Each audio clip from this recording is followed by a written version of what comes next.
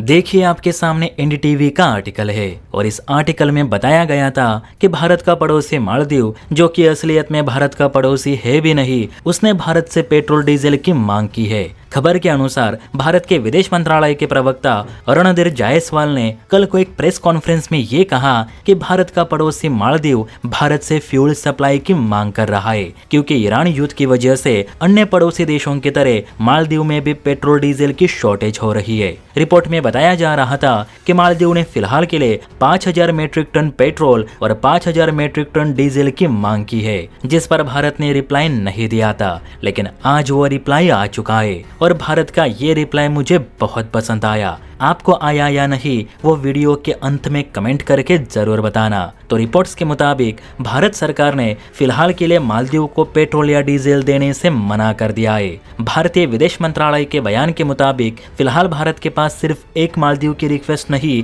जिसे वो पेट्रोल या डीजल मुहैया करे, तो इस वक्त दर्जनों छोटे मोटे देशों की तरफ से भारत को रिक्वेस्ट की गई है कि भारत उन्हें पेट्रोल या डीजल तुरंत मुहैया करे। लेकिन फिलहाल हॉर्मुज से सिर्फ लिमिटेड नंबर्स में ही ऑयल टैंकर बाहर निकल रहे, जिस वजह से भारत के पास इतना भी कच्चा तेल नहीं आ रहा कि वह पहले जैसा 90 देशों को पेट्रोलियम प्रोडक्ट्स सप्लाई कर सके। इसलिए मंत्रालय ने ये कहा है कि भारत पहले घरेलू जरूरतों को पूरा करेगा, बाद में बाहरी देशों की मांगे पूरी करेगा। इसलिए फिलहाल तो भारत मालदीव को फ्यूल सप्लाई नहीं करेगा। अब ये तो भारत का डिप्लोमेटिक आंसर हुआ, लेकिन असली वजह यह है कि भारत ने जानबूझकर भी मालदीव को डीजल देने से मना कर दिया है, क्योंकि इसी मालदीव ने चीन के जासूस जहाज यांग 6 को अपने तटीय इलाके में ठहरने की इजाजत दी है, जो कि इसी महीने हिंद महासागर आ रहा है, ताकि भारत के आगामी मिसाइल परीक्षणों की जासूसी कर सके। भारत के लाख समझाने के बावजूद मालदीव चीनी जासूस जहाजों को अपने तटीय इलाकों में डॉक करने की परमिशन देता है, ये जानते हुए कि ये जहाज भारतीय मिसाइल परीक्षणों के लिए बाधा बनते हैं। तो अब भारत ने भी मालदीव को उसी के भाषा में रिप्लाई दे दिया है। वैसे भी मालदीव अपनी जरूरत का ज्यादातर तेल ओमान या चाइना से खरीदता है, लेकिन ईरान युद्ध की वजह से इन दोनों देशों ने मालदीव को अपनी तेल सर्विस रोक दी है। इसलिए मालदीव भागे भागे भारत के पास आया था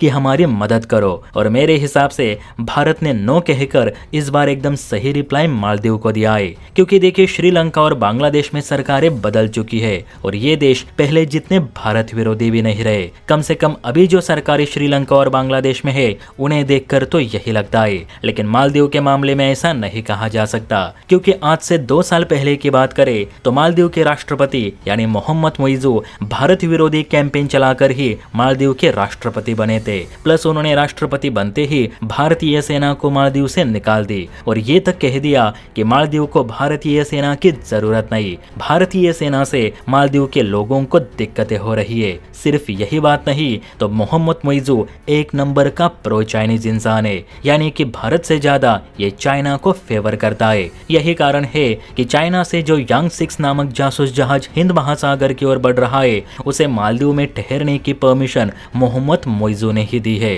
तो अब भारत ने भी मालदीव को कह दिया है कि अगर मोहम्मद मोइजू को चाइना से इतना ही प्रेम है तो वे चाइना से ही पेट्रोल डीजल क्यों नहीं मांग लेते। जिनकी स्पाई शिप्स मालदीव आ सकते हैं तो 1-2 तेल टैंकर भी मालदीव आ ही सकते हैं। क्या आप भारत सरकार के रिप्लाई से सहमत है या नहीं, कमेंट करके जरूर बताना। जय हिंद।